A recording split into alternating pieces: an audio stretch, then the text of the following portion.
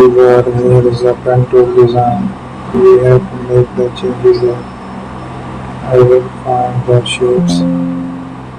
Let's generate the changes. We will make an attraction there. Also add some designs. Use a paint around it. We will change the changes. So similarly we will keep editing there. Add the designs. We are going to use that shape. Thank you for watching. So there we are making that structure.